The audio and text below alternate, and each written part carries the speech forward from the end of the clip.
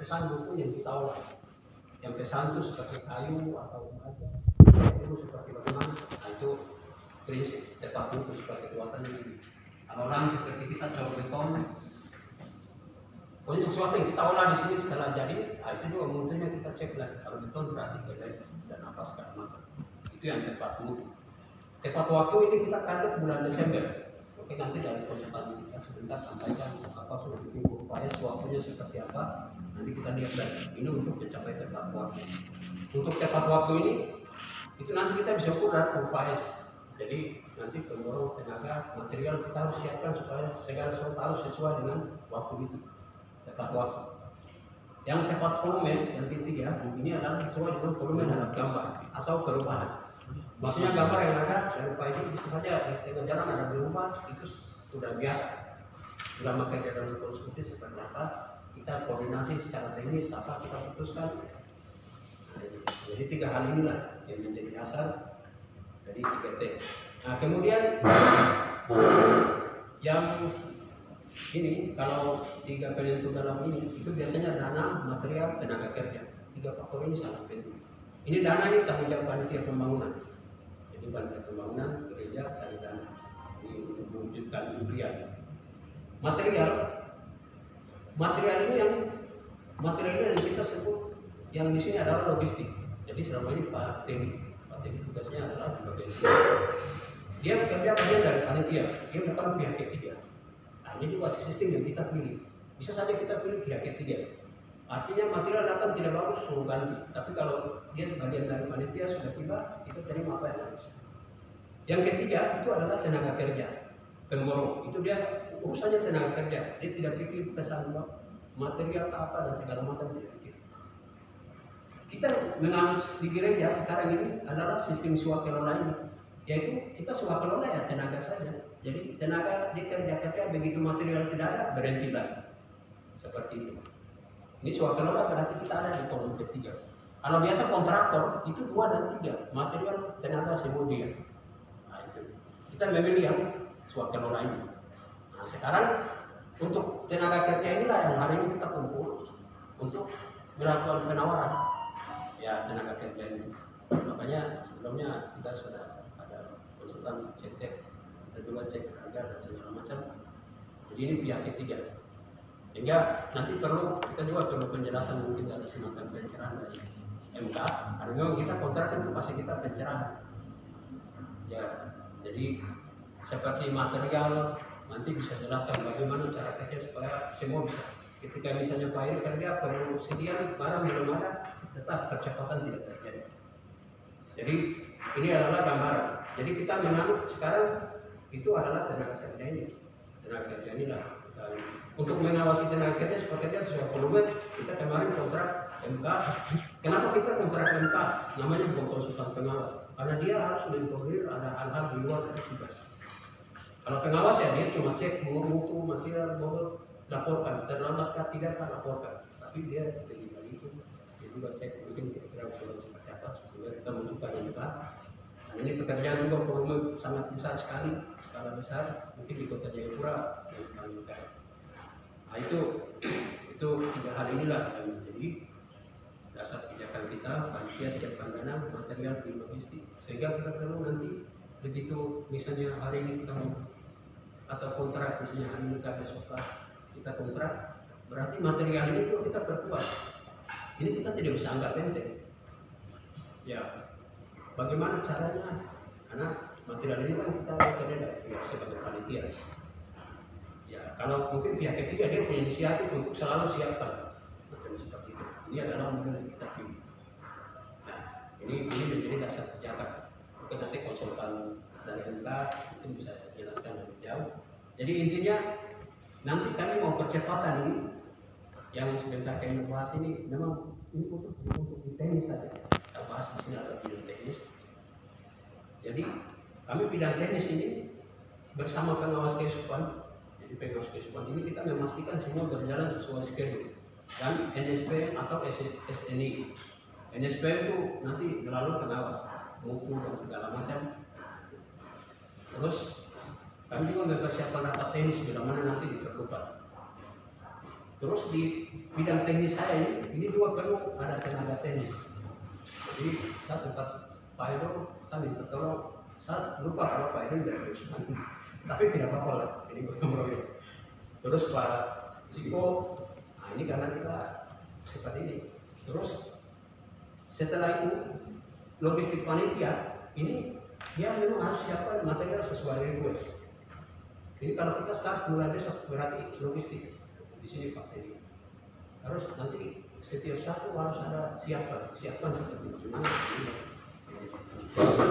Terus pengawas teknis atau MK ini buat PAS saya kira sudah ada, kalau ada nanti sebentar bisa kita pilih posisi Pak sini supaya dia mencapai Desember pasca sebelum buat 1 hari seperti itu. Terus ya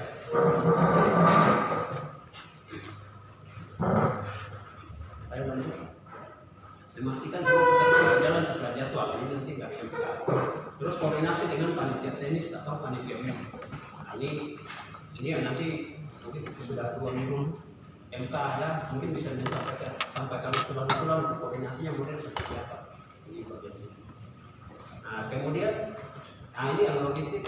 Nah kebetulan Pak jadi datang. Ini posisinya nanti di sini adalah dari panitia yang menyiapkan material. Ini posisi yang tidak kalah penting. Di sini misalnya pemborong ini pemborong tenaga. Itu dia siap segala sesuatu, tapi kalau belum ada atau material sudah ada. Nah kemudian nanti sebentar kita mau bahas rapi ini dari pemborong itu mesti kita berharap bukan soal buku saja. Jadi kalau tukang buku harus ada tenaga site engineer. Itu maksudnya supaya konsultan MK ini nanti punya teman untuk kalau tidak harus paling yang ada kalau nah itu mesti harus ada. Terus drafter ini karena ada gambar yang detail-detail kalau ada yang berubah dan harus dibuat sebelum itu konsultan MK setuju. Nah itu mesti harus ada. Ini juga nanti masuk. Terus logistik dari pihak pelaksana. Ini logistik pihak pelaksana. Logistik itu maksudnya logistik memang kita dari panitia ada, tapi dari pelaksana mesti harus ada tempat yang ambil material, kan tidak mungkin hal kecil juga panitia. Nah itu mesti harus ada supaya pekerjaan berjalan dengan baik. Nah, kemudian kita harap juga bahwa dari pemborong tenaga ini bisa juga menyampaikan sebentar ada usulan-usulan yang berdasarkan pengalaman selama ini. Nah itu mesti harus. Ya, intinya itu dalam tangkap kecepatan. Kita prinsipnya adalah dia cepat, ya waktu ya, ini masalah waktu. Tapi volume tetap kita kontrol. Terus mutu tetap kita kontrol. Ya.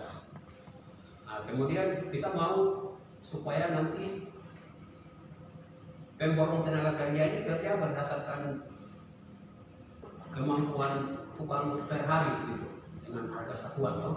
Jadi saya lihat kalau model kemarin ini penilaian saya secara ini ya, itu tukang itu kerja tidak terukur. Ya misalkan pasang palu 1 kubik itu bisa kerja 3 jam, tapi bisa saja mereka kerja 3 hari. Nah itu standar inilah yang kita temukan dari konsultan pengawas. Bahwa kalau 1 kubik tahu itu kerja itu 3 jam. Kalau lebih berarti sudah tidak bisa. Atau misalnya kerja 4 jam.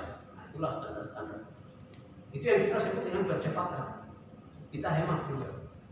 Ya, kita hemat. Kalau tenaga. Terus yang selama ini penilaian saya juga bahwa pelaksana itu dia tidak independen. Ya. Menurut saya harusnya penanggung jawab tenaga pemborong itu dia bisa memecah tukang kapan saja dan bisa cari hari itu. Dia mau mata buta apakah yang penting hasil bagus. Maka kewenangan penuh harus ada. Tapi semua kita terlibat nanti lama. Sehingga kita perlu cari itu kenapa kita mau kontrak ke pihak ketiga supaya dia bertanggung jawab. Kalau terlambat langsung teguran. Kita mau. Ya. Kan bisa saja ada di Saruni kan di mana kan. Oh dari Jawa sampai sini sudah corona kita supaya sini ternyata kualitas tidak bagus, kita semua tanggung jawab sama-sama. Itu Itu saya kira metode yang tidak pas. Metode yang paling bagus adalah pemborong tertutup. Pengawas jaga kerja bagus. Kalau tidak bagus tarik lagi. Dengan demikian itu kan juga akan taat pada pemborongnya.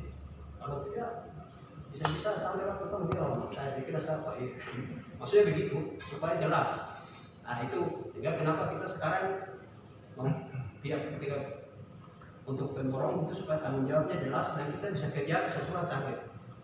Apalagi kita ada dapat dana dari Pemda Provinsi ada bantu 6 miliar ada masuk ini kita kerja cepat. Dengan demikian ini supaya segala macam kita tahunya belum kita mau seperti itu. Oke, saya kira itu beberapa hal yang awal saya sampaikan sebelum kita lanjut nanti Pak Eno sudah siap itu ya. Tapi sebelum kita ke sana mungkin kita kasih waktu sedikit konsultan untuk bisa menyampaikan semacam harapan-harapan atau mungkin hal yang panitia bisa lakukan, masukan-masukan supaya kita bisa bersemangat. Saya silakan. Saya diminta dari Pak Direktur Konsultan, di sini ada Pak Andi dari Sikap Konsultan untuk bisa menjadi tim leader mendampingi kegiatan di katedral.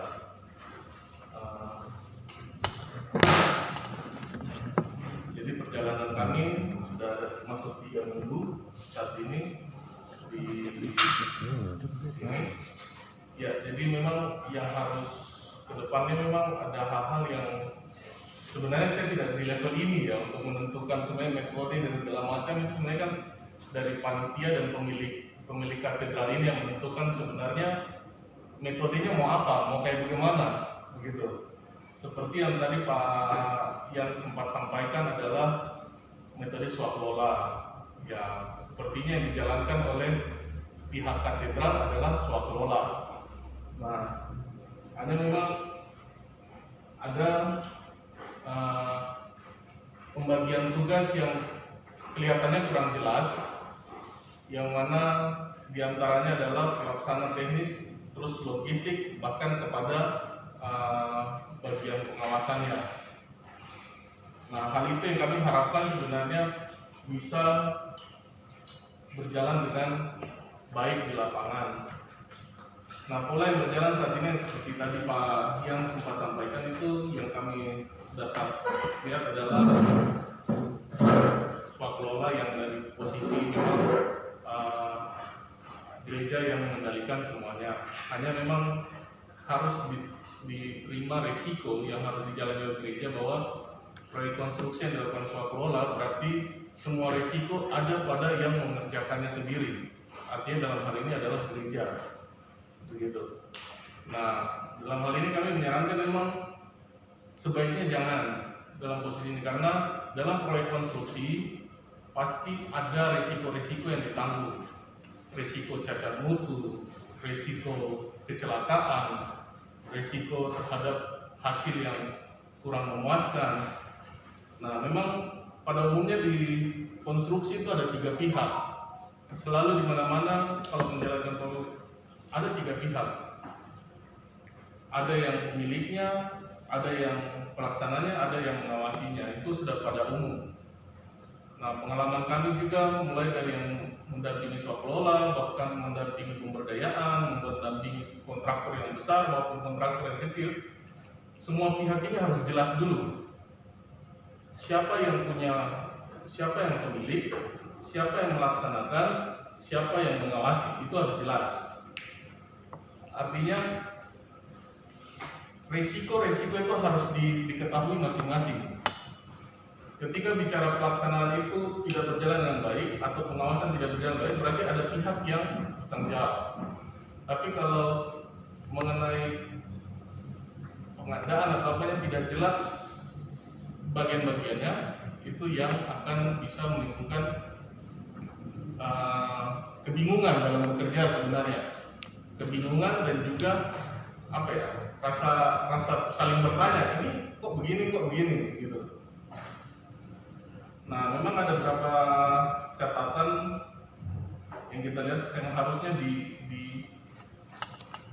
disepakati dulu hak dan kewajiban dari bagian pemilik proyeknya atau tidak gereja yang melaksanakan itu, kemudian yang mengawasi sampai di mana kita punya hak dan kewajiban. Ini agak banyak ini Mas, agak banyak yang kecil-kecil lagi tulisannya.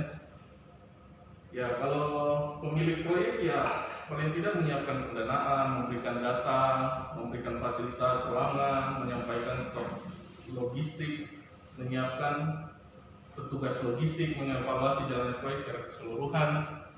Jadi pemilik proyek harus mengetahui semua yang terjadi. Dari mana dia dapat informasi itu? Sebenarnya dari kami dari pengawasan ataupun ada dari bagian pelaksana itu yang memberikan informasi.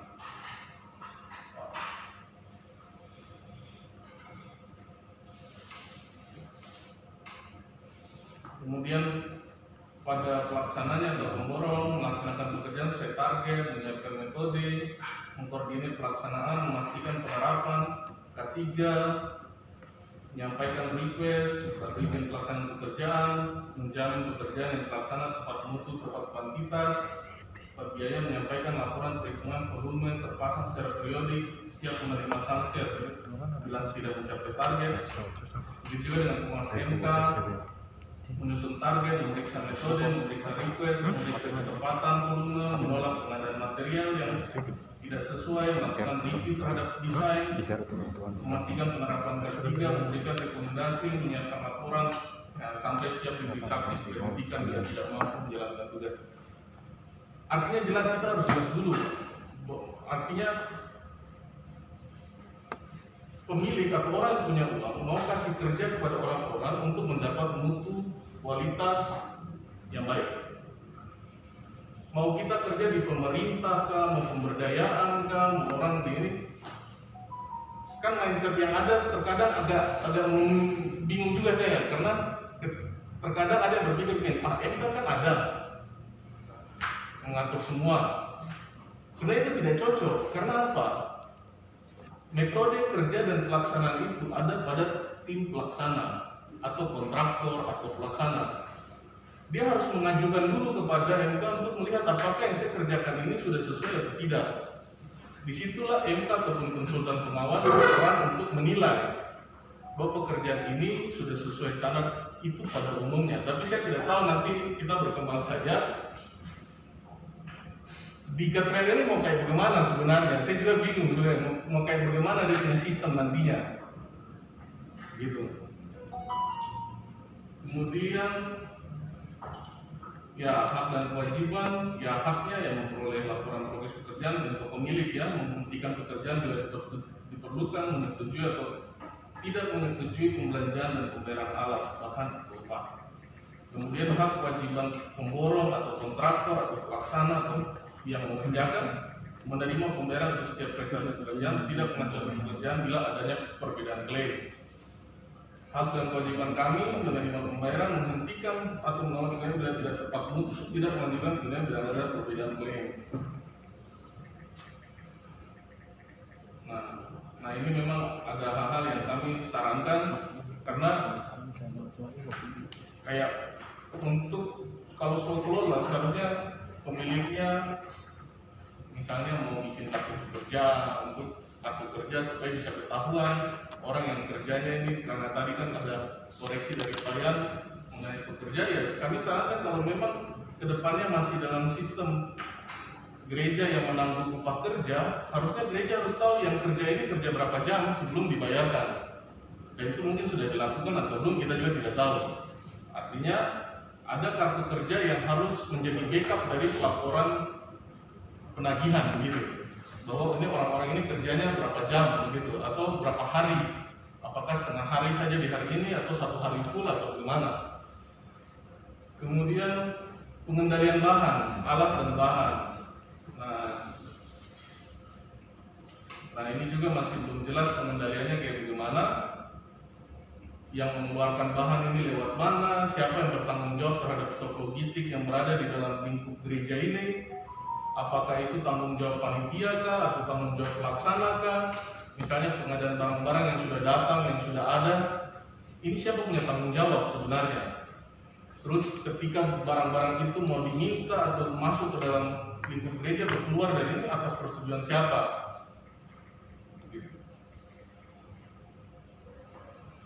Nah, memang ada perbedaan mengenai kembali kepada RAP.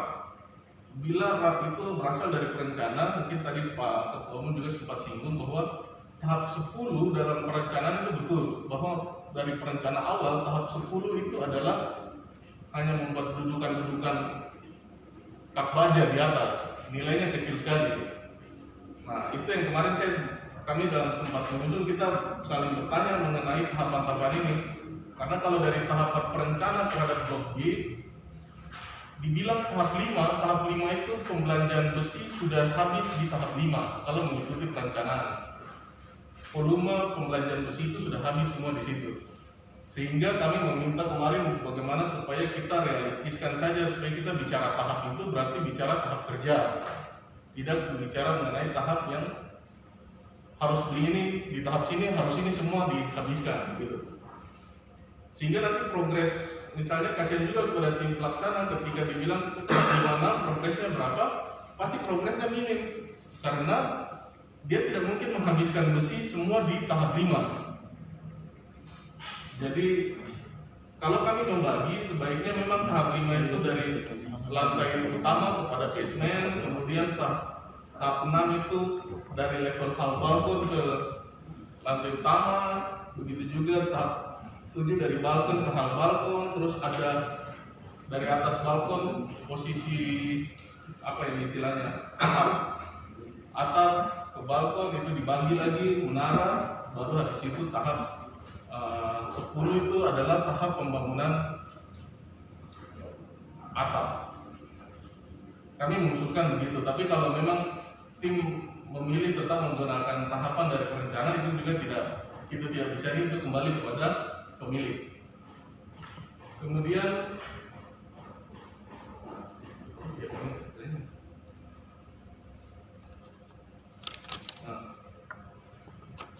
memang ada schedule yang kita sudah bikin dengan memasukkan atap rangka baja itu mencoba sampai di Desember. Di Desember betul yang dari Pak Ketua Umum tadi sampaikan bahwa memang kami pun targetkan di akhir November baja harus sudah ada di sini, di site. Artinya perhitungan kita adalah paling lambat Oktober sudah diorder, September sudah dipersiapkan dia punya detail-detail yang mau dipesan. Ya, memang ini beban kerja yang sudah termasuk kepada posisi atap baja ada. Nah, kalau dilihat dari sini dia rata-ratanya memang setiap minggu nanti sekitar 5,88 kalau nggak salah, 5,88 untuk bobot kerja per minggu, prestasi kerja per minggu, dan itu sangat besar memang. Dan tidak bisa juga kita bilang setiap minggu akan 5,88 karena bobotnya depisting akan beda dengan bobotnya pembesian, akan beda dengan pengecoran. Sehingga untuk evaluasi kita sampai minggu ketiga untuk pekerjaan saat ini memang masih dalam proses kondisi plus. Dalam target kita adalah lantai hall balkon diselesaikan paling lambat akhir September dengan target itu. Nah, hanya kembali lagi gereja sebaiknya harus menentukan sikap mau menjalankan pembangunan dengan posisi kayak bagaimana, dengan segala resiko, dengan segala keuntungan yang ada. Apakah gereja akan tetap dengan proses swakelola yang mana semua resiko ini kan bicara swa berarti sendiri nih. Segala resiko mau tidak mau adalah miliknya gereja. Itu posisi swakelola. Kalau mau dilakukan swakelola, kami sarankan memang ada kayak tenaga gudang begitu yang bertanggung jawab terhadap semua material yang masuk. Karena kami tidak 24 jam ada di sini.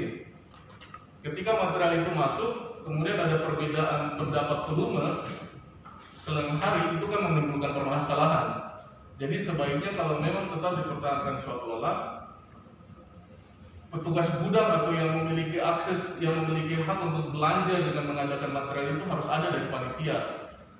Begitu. Jadi kalau pelaksana mau melaksanakan pekerjaan, menjelaskan metode kerja, kami kerja begini. Keperluan kami bahan sekitar segini. Kami akan mengevaluasi dari pihak ini. Oh, kita bisa pengadanya segini. Kita gunakan dulu material yang ada segini. Baru diorder kepada pihak gudang atau pihak panitia pembangunan. Kami berharap kalau mau ya cepat itu kan relatif ya, istilahnya bisa kita datangkan